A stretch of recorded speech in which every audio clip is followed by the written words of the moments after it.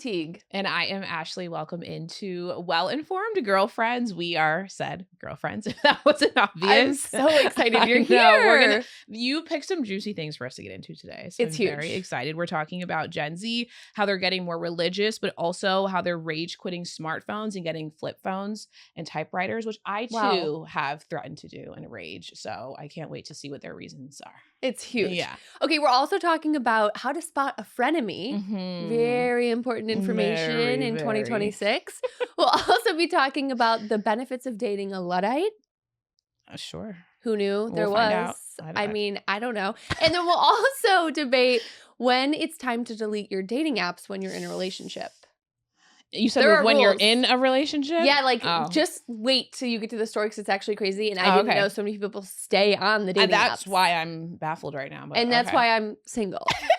We'll also be talking about something called an Alpine Divorce, which I can't wait to explain. I was going to say, I actually don't know what that is. Yeah, all that and so much more on today's episode of Well-Informed Girlfriends. Okay, so let's get into it. No, we must. There's so much to do. There's a lot to do. Okay, we got to start with Gen Z, the generation that perplexes me the most. I respect them, but also have questions for them constantly. So let's just see what they're talking about nowadays. Yeah. So a new Gallup poll covered by Axios shows something unexpected, that young people, especially young men, are getting more religious, which this is already nuanced to me because I feel like there's spirituality, but then I feel like religion is like the practice of whatever you believe. So it's interesting that like they're getting more into the practice of whatever it is that they believe. So yeah, that's so interesting. There's 42% of men ages 18 to 29 now say religion is very important to them. Okay. That's up significantly, from just a couple years ago. Yeah. And there's a little something else here. So there's women in here too. So women have been more religious usually, but among Gen Z, the gap is actually reversed, which I feel like we could make guesses about why that is. Yeah. But apparently this is not like a full-blown revival. It's more of just like a targeted shift with young men. So I was just saying to you earlier, I'm like, I don't know how to even have this conversation because I feel like I've noticed this just being on social media, but I would never pretend to understand why young men do anything. So I actually don't know why, but I have seen this. Okay, well, there are actually a few theories that this article broke down. So a few of the reasons that this could be happening, these men, these young Gen Z men are becoming more religious. First of all, we've all heard about the male loneliness epidemic. And so they are talking about maybe that could be one of the reasons, this lack of community. Church and religion does offer that. Yeah. So they were talking about maybe that being one of the reasons. Another reason is, this religion as a whole offers structure, identity, belonging, especially in a time when, adulthood, it just doesn't seem as straightforward as it used to be, right? Totally. And so being a part of a religion, being a part of a church gives you kind of that structure, that thing to follow. Community. And, community that these men have been desperately wanting and needing. Yeah. So that is one of the reasons. Yeah. I also saw the political angle made a lot of sense to me too, that it's stronger among young conservatives. So while other groups, especially young women, are continuing to move away from religion, that is one reason why men are moving towards it. So I could definitely see that too. I mean, look at like Turning Point USA. Yeah. Not to bring up a crazy thing, but like that's like built on religion and especially so many young men are a part of that movement as well. So very interesting. Yeah. What do you think about this? Do you think this is like a good thing because people are, these younger kids are getting into religion? I mean, I know you yourself identify as a very religious person. Yeah. So do you think this is exciting for you, or do you think that maybe we're using it as an excuse for something else, or what do you think? It's so nuanced because like so I interviewed Kirk Franklin once, very famous gospel singer, about religion once, and he stopped me and he was like, there's a difference between religion and like your relationship with God and your faith. And so it's like, I don't even know that I would consider myself super religious, but I have a strong faith in God, right? And so it's like, I feel like being religious feels like, to your point, feels like you need structure and you You're need going a to place to church. go and Right. like, yeah, like a sense of belonging. That's what it seems like to me. Yeah. But I also feel like I'm like the least qualified person to speak on young men. Like, I don't know. I don't understand them at all. But to me, like, I think the nuance of the conversation is necessary to explain because it means different things to different people. So some people might be engaging more because like adulthood's hard and I need faith in something other than myself or other than like what's going on in the world that doesn't make sense to me. Or an influencer. Yeah. Please don't put your faith in an influencer. No shade to them. They're lovely. No, but for real. But also there could be people who are just like, I just need my life to feel organized and like whatever group is doing that, I want to join. And so like obviously there has to be growth in that area, but there are really great reasons to jump into religion. And then there are some reasons where it's like, make sure that you understand the religion and like what you believe so that it identifies with you personally, not just in a group, you know? Totally. Yeah. I do think like, I think it's kind of nice. It's like a little bit hopeful that like these kids are like following something, getting into something. I think when you're passionate about anything, even if you get into woodworking, I'm like, great. Like people just need to like get into stuff, you know, instead of like scrolling on their phone. And so now I just feel like if you can get into something, be passionate about it and believe in it, if it's good and for the good of the world, I'm all for it. Honey, you know I'm looking for a man of God, so get in the so church maybe house. These Gen Z men are who you're gonna end up dating. The Gen Zs can stay away from me. I'm just saying, love the path, love the direction. If you're doing it for yourself and to grow your faith, awesome. Absolutely. Well, this brings us to our next story. Yeah, it does. It's also about Gen Z rage quitting smartphones, and they are swapping them out for flip phones and typewriters. I have been threatening to do this for years. I'm not, but you know, I'm a dramatic person, so it will never happen because I love the internet. But I understand the urge to do it, but I want to see why Gen Z is doing it. So this is from Yahoo Lifestyle. There's a growing trend of Gen Z rage quitting smartphones. I'm not sure why they're angry. I mean, there are reasons to be angry. I just don't know why they're angry yet. So ditching iPhones and Androids for flip phones, iPods. There's something iPods. I did not know that. And other dumb devices, which is a quote. I'm not calling them dumb. And so the motivation is pretty relatable. Burnout from constant notifications. Of course. Endless scrolling, that feeling of always being on. One person described it as hitting a breaking point. Like I'm done being constantly available, which I have said this many times. I hide my phone and put myself. I took the LSAT just to not have to be on my phone. Hilarious. That's not true, but it was a reason why.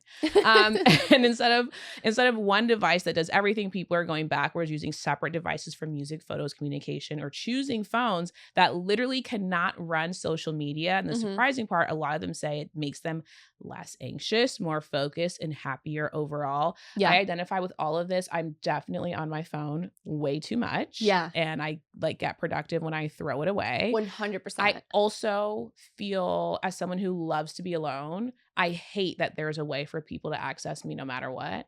Especially like DMs, which means you don't know me. Like you should not be able to access me in that way because we don't know each other. So Gen Z, you did your big one on this one. I understand you this time. It doesn't explain the typewriter, but everything else makes sense to me. Well, and I think it's interesting. I mean, especially Gen Z, they didn't even have an option of not being on their phones. Like we at least grew up with a childhood that we didn't really have phones until, I don't know, 8th grade, maybe high school or something. But these kids were like on tablets and iPads like before they could walk. So it's like, I think for them to finally be waking up and having some sort of reckoning and being like, hey, look, I'm out on this. I was not really given a choice in this matter. I just came out of the womb and I was addicted to this blue screen. Like, I think it's really cool that they're finally like making that decision to step away. Because I mean, we all know when you step away, when you don't look at your phone, you feel better, you feel lighter, you feel more hopeful. Whenever you're on your phone, like you just are constantly comparing yourself to other people, but then also feeling like you're not doing enough. And it's just an endless cycle of like feeling bad ultimately. And I like that there's a spectrum here. Like I love the concept of like going backwards as we always do of like having different devices for different things because I don't like, I mean, you know, I love social media, but I would like to be able to have my phone and be able to do other things and not have access to social media at every moment. So it would be nice if that was one device that I could put away, but not have to put away my whole phone and like, totally, you know what I'm saying? Yeah. Like cause it's like, you still want your Maps app. I can't get out of my kitchen without that app, okay? Like, yes, I can't put away all of my tools, okay? Like, so they ate with that one. That's a good strategy, actually. I might need to go get me an iPod again. That's the thing. And it's like an iPod was great because it's just you know, especially those ones that you couldn't even see the screen. It was just a real shuffle. It was just like, I have no idea what's coming up next. Yes. Black Eyed Peas, probably. What a surprise. Gonna love it. Okay, this next story, our last generational story of the week, is talking about, and I need your opinion on this. Okay. Winged eyeliner is making us all look millennial. Okay, according to a recent piece from the New York Times, this iconic winged eyeliner look is now facing an identity crisis, okay? Because Gen Z, they hate it. And it's not like I do anything to perform for Gen Z, but this is where I have beef with them. They're making fun of us. Yeah. And they're saying that now no longer is winged eyeliner like a style. It's basically a generational marker. And if you're wearing a winged eyeliner, you can basically kick rock. So just like skinny jeans or the side part, which I am rocking so heavy today. Okay, like in period. Why wouldn't you? You see it and you instantly think millennial. What do you think about this? I am sick. Alex, do I have my camera? Hold on. I am sick of millennial being used as a slur. We are good people. We are good people. We are successful people. We're sweet. We invented mental health days. Did you know that? When you call out to go get a matcha at 2 p.m. on a Wednesday, thank a millennial. Thank you. And actually, when you have kids, you're going to put your hair in a side part because life is hard and you need that. Okay? Ankle socks are smart.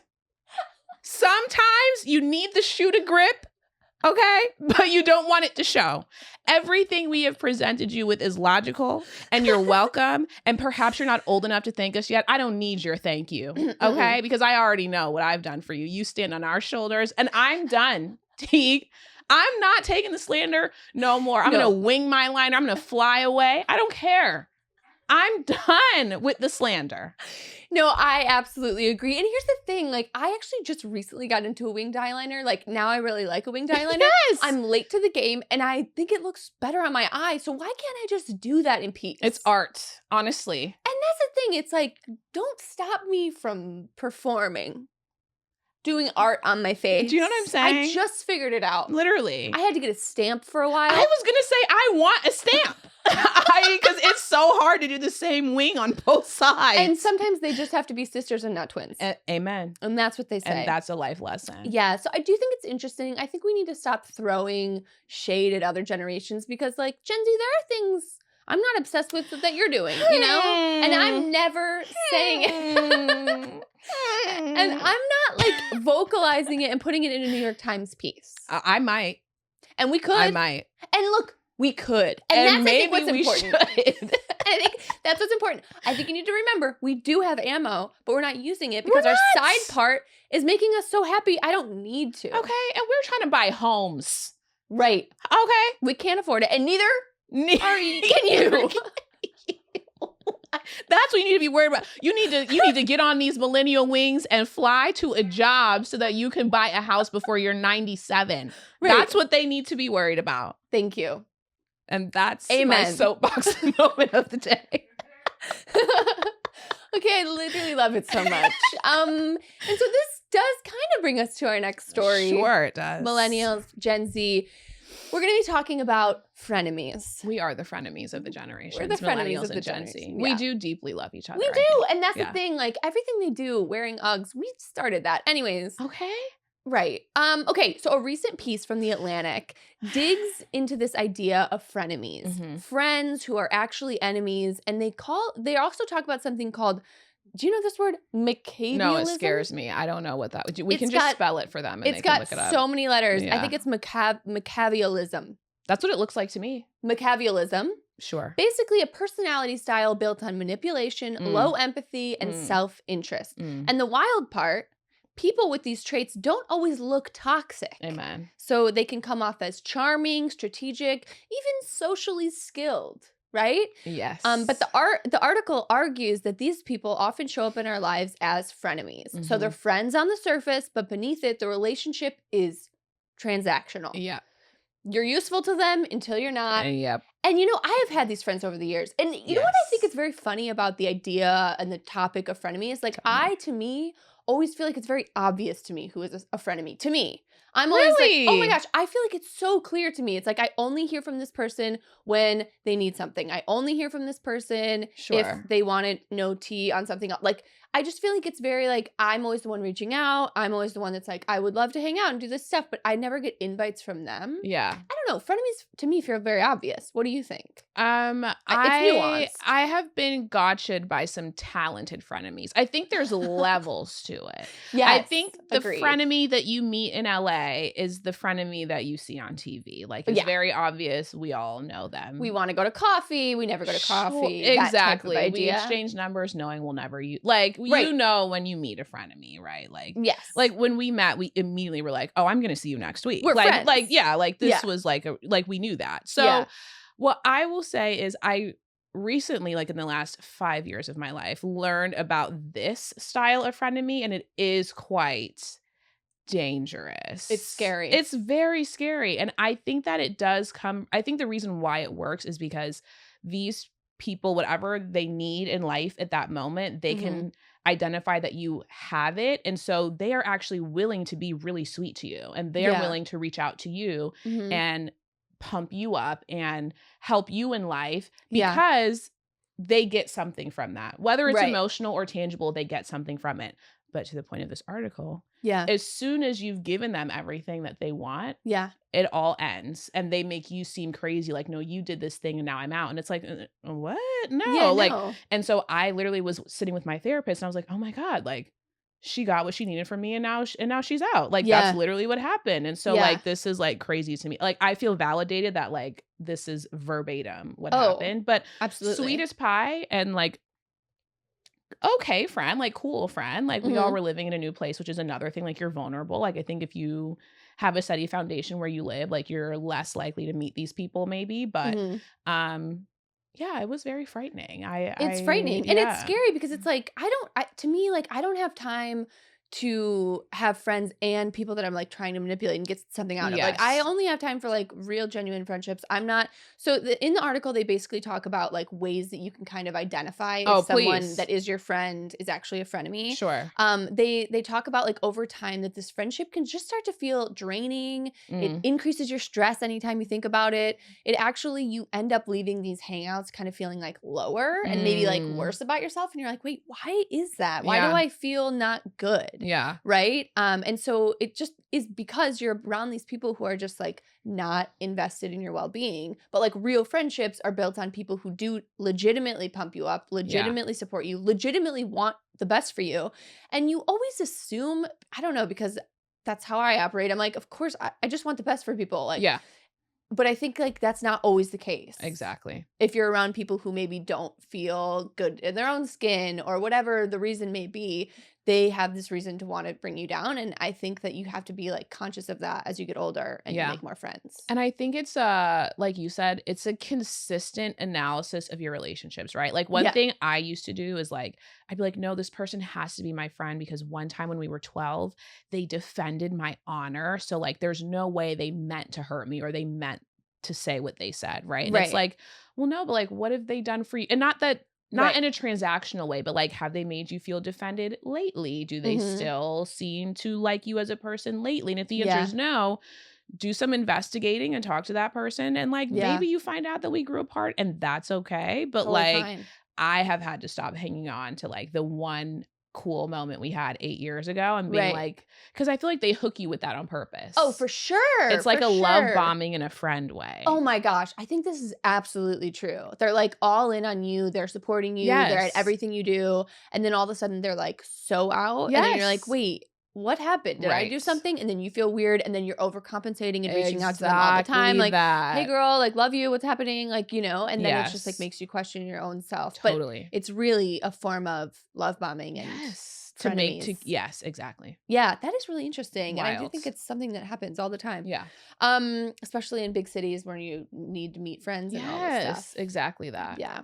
Now, this next story I am so excited to talk about. Yahoo Lifestyle published a piece this week about dating a Luddite boyfriend, or basically someone who has no social media, no digital dependency. Oh, I didn't know what that meant. Okay, good. They're off of their phone. Okay, yeah, fine. I think like a Luddite is basically someone who's like kind of like anti-technology, kind of like doesn't participate in all Sounds of the like trends a dream. What's the catch? of tech. Okay. Well, they're actually talking about the fact that this is one of the biggest green flags in modern dating. Good. Right? Yeah. Because Yes. it's like these guys are not consumed by everything that's going on online. They're not trying to catch up with trends and also what else is great? They're not looking at feeds of like hot girls all day. This is what I'm saying. They're thinking about one girl and it's you. So Yahoo Lifestyle basically said that this is one of the most attractive qualities in a partner nowadays. If you can find one of these guys who never got on social media or maybe got off of social media and is not dependent on their phone, that is like kind of a cool, hot quality. Yeah. What do you think? I specifically, when I go through a man's social media, what I want to see is that the last time you posted was in 2013. Exactly. And it was you with your middle school math test that you got an A+ on. And it was a grainy photo. This is what I'm saying. Yeah. I want to see that you don't use this thing. You forgot the password. You haven't liked a picture since 2008. Like, this is what I like to see because you're rooted in reality. Is it hypocritical because I am on social media? Of course it is. And I will assess that with my therapist. But I also think that in a patriarchal society, if you will, why does a man need social media? Why do you unless you just want to see all of the other women available out there, what do you really need it for? Because life for you is already grand. Right. Like you're doing this Why stuff. do you then need to create another one online? Like, right. You know, like that is so hilarious. Yeah. It's so true. Because it's like for women, it's like I need to see fashion trends. I need to see girls I can compare myself to. My nail design, my nail tech needs to know what I want. Like nail design. I need to see a little silly meme every once in a while. Yeah. Like I need that, but I don't understand what men are doing. I do. And that's why I don't want mine on there. It does feel like a dangerous place for them to be. Yeah. And I don't know what's going to pop up, you know? I don't know what's going to pop up on his feed. And that's the problem. And that's the scary part. Exactly. No one can control it. I can't put parental controls like a girlfriend control unless you delete it. Maybe you could. No, we're healing. I would never do that. I would never do that. But I do think it's interesting and I do think it's really cool when someone doesn't have social media. Yeah. I would never hold on, let me be as honest as possible.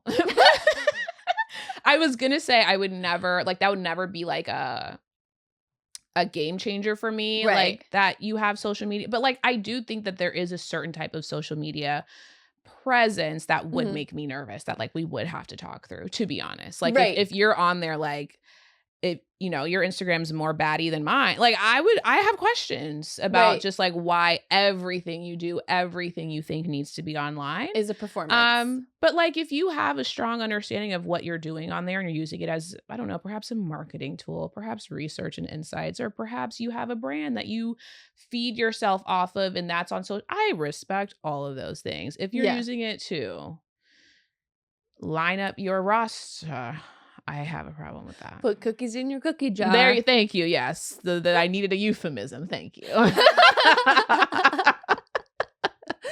I do think that's great. I think more people should just get off and then see what happens. Especially men. Okay, well now speaking of dating profiles, dating apps, all of the things, there was a story this week out of Brit & Co. They published a story talking about how a lot of people nowadays in committed relationships are still on dating apps. And this, I have to say, shocked me to my core. Because I was like, wait, there's no way. If someone's in a committed relationship, I'm never assuming. Why would they be on a dating app? What for what? Do you understand what it's for? I didn't. But I've been single so why? long. I didn't know this was. I didn't know that we were fighting about this. I had no idea. 42% of Tinder users are already married. That's you should have led with Tinder, girl. Okay, sorry. Go ahead. 42% of Tinder users are already married or in a relationship, which is crazy to me. It's so then it leads me to my question. when is the appropriate time to get off of dating apps when you are dating someone? So maybe once you're like, hey, we're boyfriend, girlfriend, you need to get off the apps, or what? When do you think the appropriate time is? If you've met on the app. Do you want my politically correct answer or how I really feel? How you really feel? I don't think my man should ever have been on there in the first place. I don't think my person will be on there. Okay. But that's just me. I can't speak for everybody. I know some people meet lovely men on social media. I mean, on dating apps. But I think that, and this is how I feel about dating in general. And mind you, I am single, so perhaps you don't care how I feel. But I think what the other person, man or woman, whoever, chooses to engage in when they're with you is fully a reflection of how they genuinely feel about you and their commitment to your relationship. Right. So you should not have to nag them to get off the app. If they're still on it, then they still want to be out there. So set them free. Right. Like, why is this even a conversation? If you want to be out there, be out there, but you're not going to do it while you're in my space. That's insane. Absolutely not. It's insane to me. It's insane to me. I was shocked by this. I was like, wait, people in committed relationships, and people in the article that they interviewed some people that are, I guess, do this all the time. And they're like, no, it's not like I'm ever going to match with them. I just want to like see what's available. And I just think it's interesting to swipe and see who might be interested in me. It's like, hey, Loca, interesting to swipe. Call your mom and get some compliments. Why do you need swipe strangers on the internet? Engagement ring apps if you want to swipe. Right. There are plenty of apps to swipe. It's just so bizarre. Swipe through a book. I was shocked. I was like, wait, people are actually on the apps when they're dating. Or married, by the way. No, obviously I don't know like what's real and what's not, but I just saw a video on the internet of this woman who was like, my husband was on Tinder, so I started talking to him and set up a time for him to meet the girl for lunch. And she brought her children, and like he popped up to lunch thinking he was meeting this girl, and he met his wife and kids. And then he was like, are you a child? Like, why are you doing this? So, but it's like, if he's on there, it's because he wants to be on there. It's unbelievable. So what are we fighting about? Why are we scheming? Just like, let's all just release people to where they really want to be. Let them. Mel Robbins. Let them. Let them. Here's my thing. My last thing on this story is if I were a girly who was swiping right and I start interacting with someone on a dating app and I find out that you're married or you're in a committed relationship, you're booted before I even get in your presence. Like, that's insane to me. That would make me so upset. Like, I think we're all on this dating app for pure intentions. And then you're going to come out with a relationship on the side? Absolutely not. And by the way, I'm taking screenshots. I'm sending them to your wife or your girlfriend. Instantaneously. And here's it's not the even thing. a question. This is a tale as old as time. Whatever you don't like about the things that your partner wants you to do, the standards they uphold you to, sure, you can find someone else who will be fun at the beginning. But anyone you commit consistent time to is eventually going to have expectations of you. Right. So, like, this is just a stupid game that you're playing. It's silly. It's silly. It's silly. Yeah, no, I was thinking about talking about this thing, but I just will. One of my exes, who is currently married, has a baby, recently texted me, said, hey, what's up? Hey, what's up? Hey, what's up with your wife and child? What? That's crazy to me. That's crazy to me. And of course, I didn't send screenshots. I don't want to break up a family. But like, it's unbelievable to me, the audacity of some people. It's like, I know you have a whole family. Like, why would you reach out to me for what? Yeah. Crazy.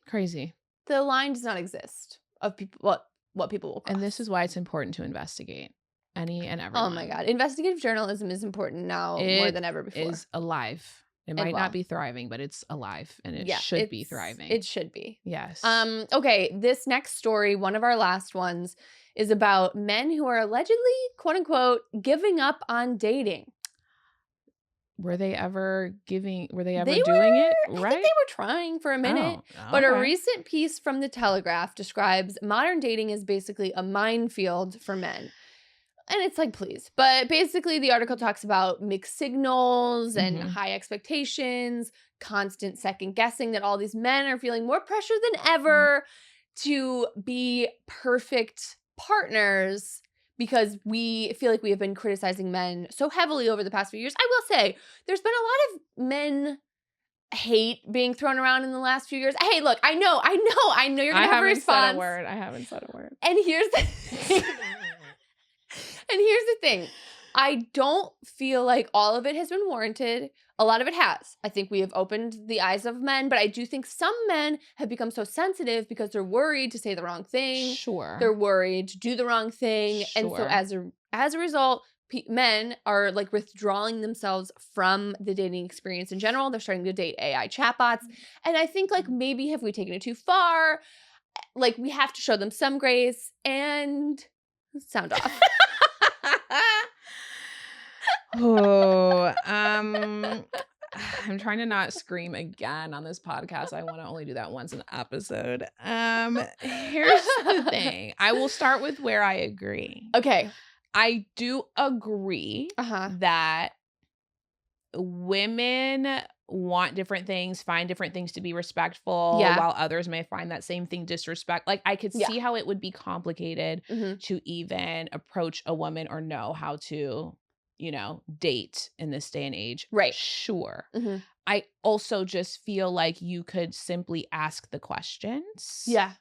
Like, hi, how do you receive respect? Might I court you for romantic purposes? Like, I also feel like we could just ask. And then if you don't want to do those things, like if she was like, I like to be courted with Cartier, and you disagree with that, you don't have to do that. You can move on. I feel like we don't, there's on both sides, ask questions early enough and inform each other early enough on what we would prefer. That's really interesting because I do feel like you see a lot of people get into relationships and then down the line it's like, oh, he didn't understand that I wanted this. It's like, no, you have to vocalize that. And like I do think you're right. Like it's like if at the top of dating, which I think sometimes freaks men out, but if at the top you can be like, hey, look, this is what I would love out of a relationship. If you're not down for that, totally chill and all good. But I'm looking for that. And like, there are so many fish, So it's like so many. Let's swim along if this isn't gonna be the perfect pairing, because it's fine. There's other fish and there's sea otters and there's a lot in the ocean, and it's like stingrays and starfish and crabs. There are crabs, and the crabs are actually kind of scary because they could claw you. But here's the thing. Neither here nor there. No. But I do feel like I think people need to be honest up front. Yes. Especially I think women, and I don't want to like be like, oh, we need to be doing more here, but I think maybe women need to start being a little bit more clear about what they want, because I think we're so upset with men all the time, like, oh, he doesn't get this, he sucks, whatever. But it's like, I think you need to tell him. And if you can't meet the moment, that's fine. But you just have to like be clear about what you do want. And then he either knows to do this or he won't do that because he's not committed to making it work or whatever. This is where I get irritated because I will speak from my own experience and the stories that my friends and I have told each other, me and you included, right? Yeah. I feel that the women in my orbit are clear. Yeah. I feel like men either think they can give those things and then later learn that they don't want to, or it's a lot of work or whatever, and they don't communicate when that shift happens. Yeah. I feel like men will still jump into something even though they clearly are told what it is and what it's not. Yeah. And then are like, wait, no, baby don't want no more. Like they just are like, discombobulated with the reality of the decisions they've made, and they don't communicate that. So like, and like, for example, I understand why a man would be afraid to approach a woman and seem like a creeper, right? Because some women like to be approached and others are creeped out by it. I don't mind making the first engagement with a man to show interest, and then whatever he does with that is his business, right? Yeah. But if I engage with you and you engage back, and then we have clear communication on, hey, I'm dating like seriously, and I find out from you 6 months later that you're not, you're the problem. And you know what else I will say? I do feel like there just like has to be like, even like on dating apps, like I feel like recently I've experienced this. It's like a guy will reach out, I will reach back out, I will say, okay, I am down and I am engaging in this conversation, and then I never hear from him again. I say, now why did you reach out in the first place? Exactly. Now what was that about? Are you pranking me? Where's Ashton Kutcher? Literally. Where is he? Why are you doing this? If you're reaching out, I'm saying, okay, you're cute, I'll talk to you, and then you never respond again? I think that it's crazy to me. I think we know that men are lonely because men don't want to be men. Men used to build houses and now they have podcasts, which so do we. But I think that men need to Sorry, Alex is looking at me and it threw me off because I know that he knows I'm going to say something spicy. But I think that the next layer of this conversation is what is still not been uncovered. I feel like we know men think that they are, the victims here and that women need to lighten up on them. I think we've gotten over that. I think people know when they've engaged someone that is not their vibe, right? Mm-hmm. But like, what is the second step? Like, we've engaged, we're both attracted, we want to talk, maybe we go on one date and then nothing happens after that. What's that? Right. That's what I want to know from men now. All this I get. Like, this is if a man is still complaining to me about this, I'm like, oh, you're young or you don't have social skills or you don't care. So like, no. But like, what happens at that second tier where we've engaged? It was good. Yeah. And now it goes nowhere. Like, what was that miscommunication? Right. And why, even if you thought that we were going to not do, like, why can't you just stop it before we get to this? Yes. I don't need to go on date one. I don't need to go. I don't need to text you for 10 days. I don't need to get invested. I don't need to plan our wedding before we meet. I don't need to do that. I will. And that's the problem. Yes. And that might be on me too, but it's like, I'm a girl's hopeful. Like, what? Yeah. What is that? That's the answer I genuinely don't have anymore. Yeah. Or right now. Okay, our last story, which I Yes. think is actually insane. Have you ever heard of an Alpine Divorce? Never. Okay, so there's this horrifying dating term going viral, and every dater needs to be aware of it. Okay. There's this term called alpine dating. Okay. Basically, it happens when a couple goes on a date in nature. They take a hike, a camping trip, or a bike ride, and then one abandons the other in the wilderness to fend for themselves. And I thought this wasn't real until I read the story, and there are several women who say that this has happened to them, and they've had to like find random hikers or random people in the wilderness and be like, can you help me get back? Like, I thought this guy like loved me, and we were on a hike, and he abandoned me into the wilderness. Alpine dating. Close to murder, honestly. It's kind of close to the word murder. I'm going to read the rest of this because I need to know if the answer to my question's in here or not before I completely flip out about this. Yeah. It says it's a horrible form of abuse. I would agree. Experts say it's also not as uncommon as you might think. So there's a psychotherapist who specializes in narcissistic abuse that I would think that this is that. Yeah. Among other issues, says that she's had clients who have unfortunately experienced this. She says an Alpine divorce can be deeply traumatic, causing immense mental health and physical distress. Yeah, the answer to my question is not in here. Why? What? Are they doing it to test their partner, or are they trying to leave them for dead? Like, I'm very confused. No, I think what I have gathered from the story is that they're doing it as a form of control and manipulation, and being like, hey, like, I and also like kind of coming to the front. Maybe they don't like you and they brought you out on this wilderness hike, and then they're like, you know what, I'm done with this, and then they leave you to kind of like totally put in your face that they're not interested and to die. Yeah. I mean, I don't do nature, so I'm not at risk of this, but I just am very, and also, why can't you leave me at Tiffany's or brunch or somewhere like, extravagant? Leave me on Rodeo Drive. Yes, don't leave the south me of France. Crunching on mulch in the wilderness.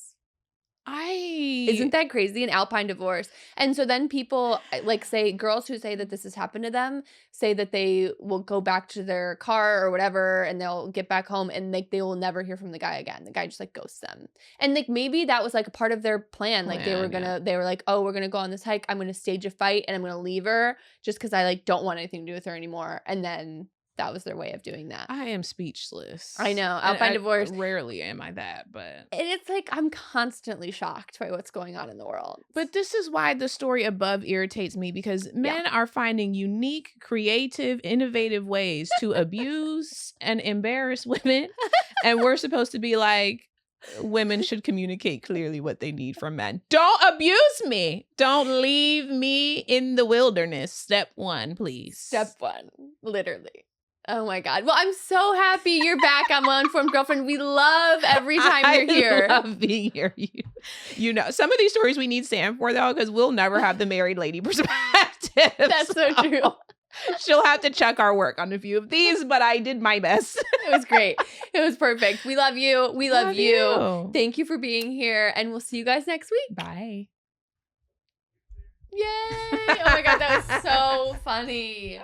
Can you believe